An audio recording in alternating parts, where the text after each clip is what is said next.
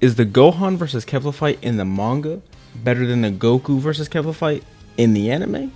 Now, like you know me, in these types of videos where I often compare the manga to the anime and making these golden takes, kind of like with the last video where I compared the Super Saiyan God in the manga and the anime to Super Saiyan Blue in the manga and the anime. This video is a similar instance. I'll be comparing the Gohan versus Kefla fight in the manga versus the Goku versus the Kefla fight that we got in the anime. Now, I won't get too specific on the details of each fight since that's not really significant or relevant to the video per se, because I'm mostly focusing on the major differences like the story and kind of like the meaning of each fight, since you know your boy Goldie a big narrative guy, and so I won't really be comparing coolness, at least in like hype beastie way, because I mean we can all agree which one is cooler. So with that being said, like how we always do these videos, I'm going to segregate each portion into 3 main points. Part 1 will be essentially explaining each fight. Again, not going into great detail, but just explaining the major differences. Essentially a summary of the beginning to the end, essentially, like how the fight started and how the fight ended. So essentially just a summary. Part 2 will be explaining the difference between Goku fighting Kefla and Gohan fighting Kefla, and the significance of each fight pertaining to Goku versus Gohan. And then part 3 will be just which one I essentially like more from a narrative standpoint, cooler standpoint, whatever it is, but just essentially which one I personally like more. If you're ready to hear me out and potentially let me cook, then make sure to like, comment, subscribe to join GLD, and to let me know you like the content, and turn on post notifications so you don't miss the content that you like. And last but not least, tell a friend or family member, could be anybody, be your brother, sister, niece, nephew, son, daughter, mom, dad, aunt, uncle, grandpa, granddad. So part 1, the summary of each fight. So let's go ahead and start with the anime, since let's be honest, that's what most people are watching and most people know. So I won't be talking about leading up to it, the prior fight like Goku versus Caulifla and Kale, but I'm going to start from when Goku fights Kefla specifically. So as we all saw in the anime, the way Kefla was formed is Goku was in his god form and he hit Caulifla and Kale with a big Kamehameha as he basically knocked them both down at the edge of the map, essentially the edge of the arena, and he hits them with a Kamehameha and he blasts them both off. And in order to save their own fate, essentially, they put on the Patar earrings and they fused and they became Kefla. They sped up to Goku, beat his ass in his god form, which makes no sense to me. I have my own personal golden takes about that, but that's not really what this video is about. I don't know how a base fusion is beating a god form in Goku's god level, and they just unlocked like 2 seconds ago, like, and Goku's a god on god level. So you mean to tell me Kefla is a god? Like Kefla could be a god of destruction now? Like, okay, like, oh. Basically Goku was like, okay, god is not enough, so he steps it up to blue. Kefla transformed as well. I don't remember like who transforms first, it doesn't really matter. Goku's in blue, kind of holding his own, but not really. He's still kind of getting his ass beat, which, okay, a god on top of a Super Saiyan is getting beat by a Super Saiyan, like, okay, who just unlocked it like at the beginning of the, okay.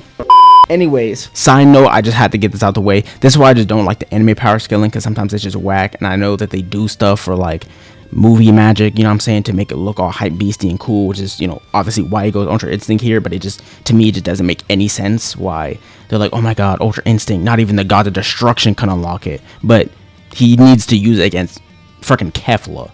Like, gang, like, what? That's like using Super Saiyan, that's like using Ultra Instinct on Vegito, like, during the boost, like, what, like, really?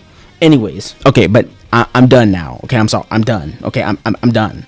So then, basically, Goku's on his last ropes. He gets knocked out of Super Saiyan Blue, and then he stands back up, and he's Ultra Instinct, and then the fight ensues, not pursues, ensues. I guess he technically does pursue her, because he knocks her back and then flies after her and beats her ass, that type shit. And of course, obviously, this is the second time he uses Ultra Instinct in the anime. So Goku's obviously able to dodge attacks instinctively, but he has to think in order to be offensive with the form, as he stated himself. And then obviously he ends up defeating her by kind of beating her in the same way that he did when they were separated and not fused, with a Kamehameha out of the arena. Obviously, we all know the scene where he does a backflip, triple Kamehameha, a skate park Kamehameha, blast her in the face, gives the meanest facial of all goddamn time, blast her out of existence.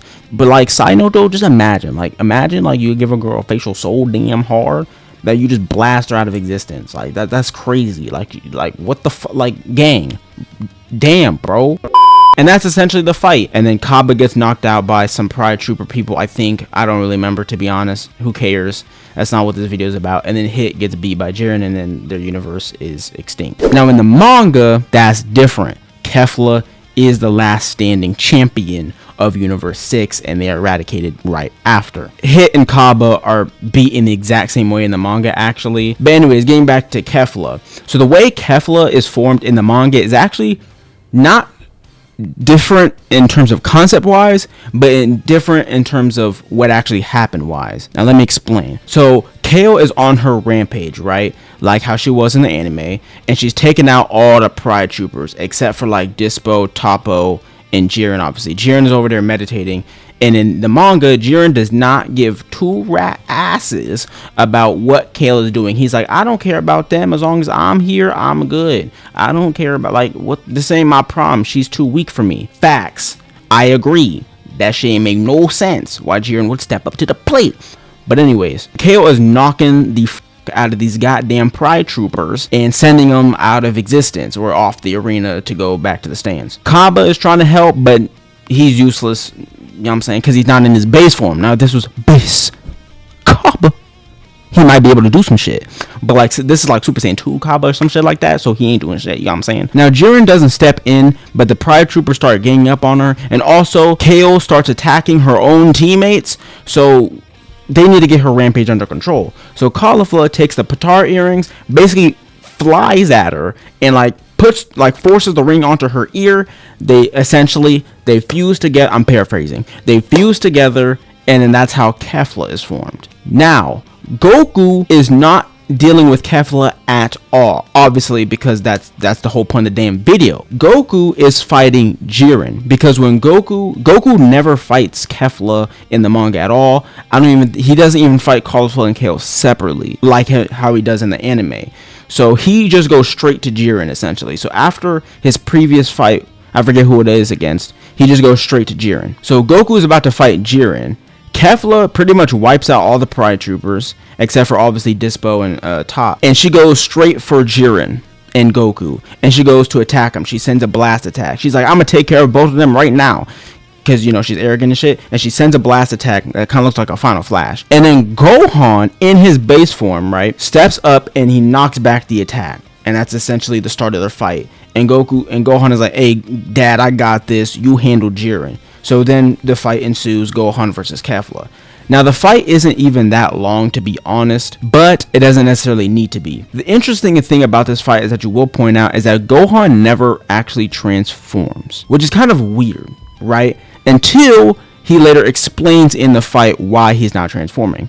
So Kefla asks him why no Super Saiyan 2, whatever. And Gohan responds that he doesn't need to. And the reason he doesn't need to is because essentially he absorbs, kinda, potential unleashed into his base form. This is reminiscent of kind of like how Goku did with Super Saiyan God in the anime. In the Dragon Ball Z Battle Gods movie, Goku absorbs Super Saiyan God into his base form, and he's able to fight Beerus as a Super Saiyan because he has the power of God in his system. So then he doesn't need to go Super Saiyan God because he has it in his base form. So he just fights Beerus in his Super Saiyan form. In the manga, this is not the case. After Goku gets beat by Beerus, after he gets knocked out of his God form, the fight is over. Now with Gohan's situation, I want to use the word absorb, because potential unleashed isn't a transformation. I mean, yes, technically it is. I mean, we've seen it all in the anime and the manga. But potential unleashed, kind of like what Guru did way back in the day during the Namek Saga, potential unleashed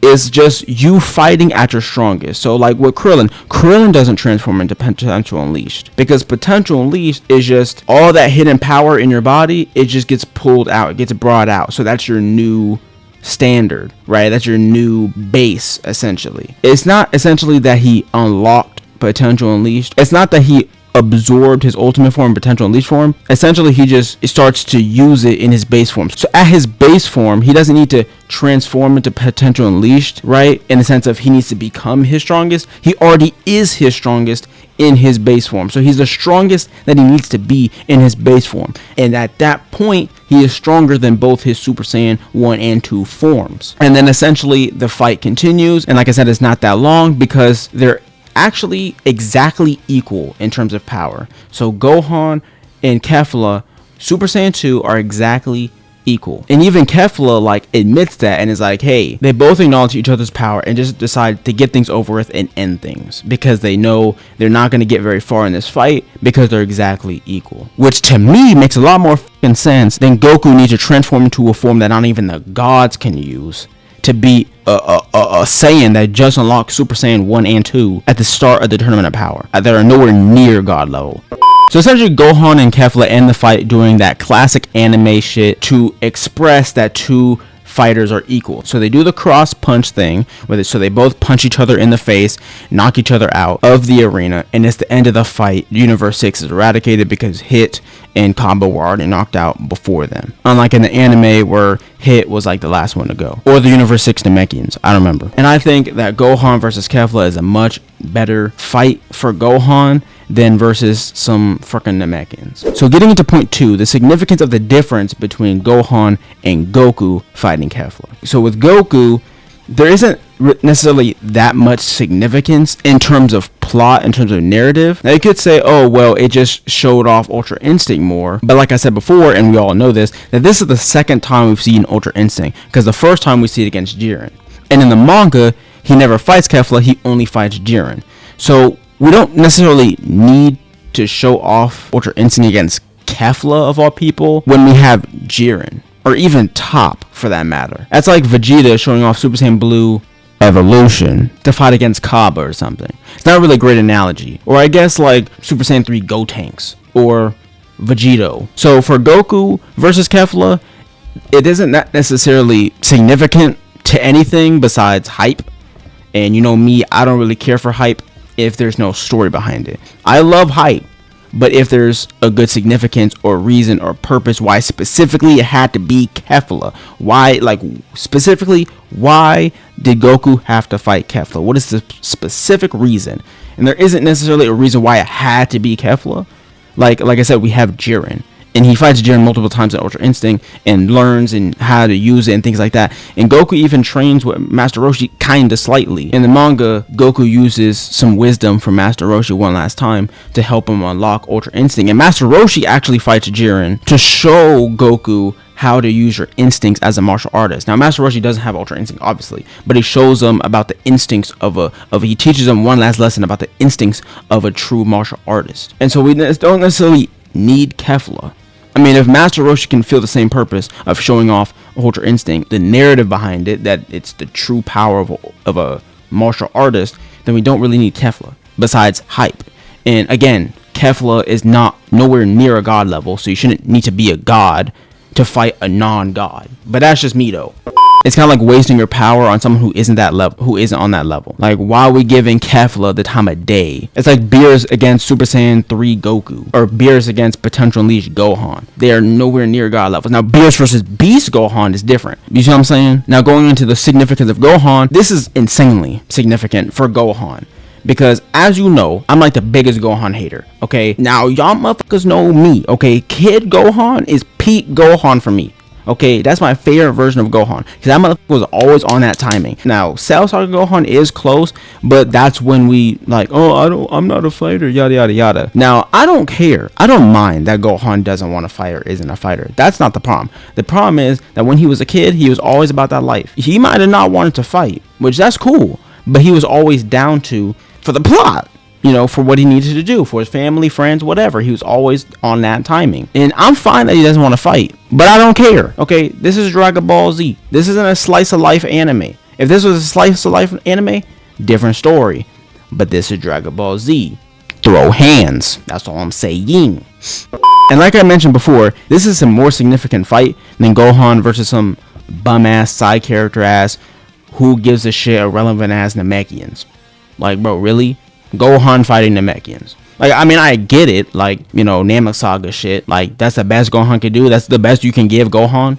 That's the best W. It's like some more fucking Namekians. Now, no hate against the Namekians, but it's like, we still on that shit, really? I mean, Piccolo right there. Like, I mean, I get it, but I mean, like, really? That's the best you could give Gohan? That's the best dub? But especially it's more significant because Gohan unlocks a new way of power, like a new form of power. Now, this means that Gohan never needs to go potential unleashed, which he never does again in the manga. Actually, Gohan never transforms into potential unleashed again in the manga. I know he does so in the superhero movie, but the superhero movie does not exist in the manga. It's just like one panel where Gohan Beast fights Goku Ultra Instinct. But yeah, so he never transforms into potential unleashed again in the manga. So that means that he's essentially just him in his base form. That means he's starting every fight as strong as he can be. So he never needs to go Super Saiyan. Think about that. That's some crazy development right there. That's like in the anime how Goku absorbed God into his base level. If Goku just fought in base level, like he never went Super Saiyan again, Super Saiyan 2, whatever, he would just fight in base form because he absorbed the God power into his base form. Just think about kind of how crazy that is. But that also means that Gohan is now more on that timing. He's been keeping up with his training. He's actually fighting. He's taking this shit serious. And it's really cool for me, especially because it isn't just, okay, I'm potential unleashed, so I'm like barely stronger than a Super Saiyan 3. Okay, then now I'm Beast, now I'm a god. Strongest character in the verse, potentially, right? With this new revelation of him being able to beat Kefla in his base form, that means he's moving towards God level. It isn't just he's here and then he jumps to here. He's like moving up now, right? So it feels more natural. It feels like a more natural progression through his path to power than just he bench presses one time and now he's the strongest character in the verse. It feels more natural, right? He masters potential unleashed, so he no longer needs to transform into it. So therefore he doesn't need to do any more dumbass let's potential unleash your shit again, Gohan. So the cycle is a bit less, it's a bit less of a cycle with Gohan like it is in the anime, where it's don't train, become the strongest, get mad, become the strongest character in the verse.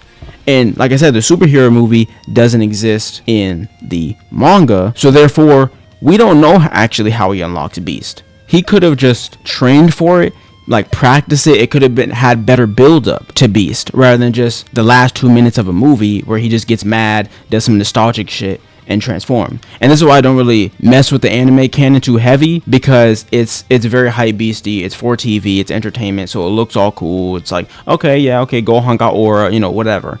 But it's not very like true to the story, true to the narrative, if you know what I mean. The source material always usually stays true to the narrative, and the TVs like to make it all look cool, which I understand. I mean, I get it, but for me, that's not cool to me. Just personally, narrative is always going to be cooler to me than hype, but that's just me though. I'm a big narrative guy. So getting into point 3, the final point, this video is probably long enough. Y'all probably can already tell, I mean, I like the Gohan versus Kefla one more, just in terms of narrative. I've said this many times, I'm a big narrative guy. I don't really care about hype unless it has a narrative attached to it, or a specific reason. There doesn't necessarily need to be a specific reason why we had to show off Ultra Instinct against Kefla. Give her to Gohan. You know, that's a better equal matchup, as they're literally exactly equal, right? And it's more significant for both characters. It's not significant at all for either character, Goku versus Kefla. The only thing that Kefla gets from it is that, like, I guess kind of looked cool, but not really, because she got her ass beat. Like, she got fucking destroyed. And in the manga, she's far less annoying too, if that, you know, if that. So there's that, because she acknowledges like her opponent. She's more like, okay, yeah, like this is a good fight. We're equals. I acknowledge your power as another Saiyan. I respect your own personal path to power, going a different route than traditional Saiyans, and that's fact. So since we are equals, let's go ahead and just, what do you say we end this fight? If my universe gets obliterated, then that's just our fate. And then they do the punch thing, punch each other in the face, knock each other out, and GG's. Obviously in the anime she's a lot more annoying, but I mean, it is what it is. Now when it comes to hype, let me put in this analogy for you, right? Hype looks cool, right? And this is how I kind of think about it. Let's say, you know, is your dad comes home from work, whatever. What we eating tonight? It's dinner time. I'm hungry. What we eating today? What bread are you gonna slap on the table? Okay? And your dad says, I got aura. And you like, I mean, that's cool and all, but like, that can't feed my stomach, gang. What? I'm not gonna wake up tomorrow. I haven't eaten, Dad. It's GG's. We cooked. Okay. Speaking of cook, you need to bring some shit home for us to cook so that we can eat. You know what I'm saying? You can bring home the bacon. Mom can whip it up. Or whoever is 2028, you know what I'm saying? Maybe Dad can cook. Mom can bring you the breadwinner. I don't know what your family situation is. But when your parent comes home, is they feeding you or not? And that's kind of how I view it. Yeah, hype is cool. It got aura, but I can't eat that. That has no sustenance. That has no meaning. I'm going to starve to death. A narrative, you can eat that shit. That's relevant to the plot. You can be like, okay, this is all the sustenance of the plot right here. This is the story. Okay, I can plot the lines, all this. I can eat that. That's a sandwich right there. With aura, it's like I'm cool, but like that doesn't do anything. The Grand Priest is cool, but he doesn't do anything. The angels are cool, but they don't do anything. I mean, technically, yes, they do, but to our plot, the viewers' standpoint, right? Shit, even Beerus is cool, but I mean, he doesn't even destroy shit. They always say he's bad at his job. You see what I'm saying? So like, aura doesn't really mean anything if they don't bring anything to the table. Now, Goku is cool, and he brings his shit to the table. He's literally the main character. Vegeta is cool, and he brings shit to the table. Well, debatably. I mean, gets his ass beat every fight, but you get what I mean. And that's why I don't really necessarily care about aura or hype, because it doesn't do anything. Like, yeah, you're cool. I'm looking at you. Okay, that's cool. That's cool. But like, that's like a one-time thing. That's an in-the-moment thing. That doesn't mean much to the plot unless you make it mean much to the plot. You know what I'm saying? So essentially, if them having aura or hype doesn't do anything for the plot, then I don't care about it. And there's a lot of characters like that in Dragon Ball, like Future Gohan, cool as shit, trash. You see what I'm saying? I made a video about that. This video is long enough, and that's essentially the point of my video, is that I just personally, from a narrative standpoint, I just think the Gohan versus Kefla fight is much more significant and matters a lot more. Personally, to me, it is cooler because it's cool. There's good dialogue between the two, and it has good plot, has good meaning to the story, and it leads to better avenues of Gohan's path to power versus the anime where it's just hype and Goku does a backflip Kamehameha, cool as f. You can put that in the games, but that doesn't necessarily add to the plot because Jiren exists. Maybe, you know, if the Pride Troopers didn't exist, Top didn't exist, you know, then okay, yeah, because it's more significant because she's more higher up there on the pole. It would be the only time Goku actually uses Ultra Instinct because he doesn't use it against Toppo or Dispo or anybody else except for Jiren and Kefla in the anime. So it would mean a lot more if Jiren didn't exist. Since we have Jiren, we don't need Kefla. And also, you can just straight up tell us of how Ultra Instinct works. And also, we have his fight with Beast Gohan. So it's like, we really don't need Kefla. Like, I can't stress that enough. We really don't need Kefla. It's cool. You may need it to look cool, but you don't need it in any significant relevant matter to the plot, to the narrative. It's just a stepping stone, but it's not necessary. And that's essentially the point of my video, and that's essentially what I'm getting at. So of course, let me know down in the comments what you think. Do you agree? Am I tripping? Am I cooking?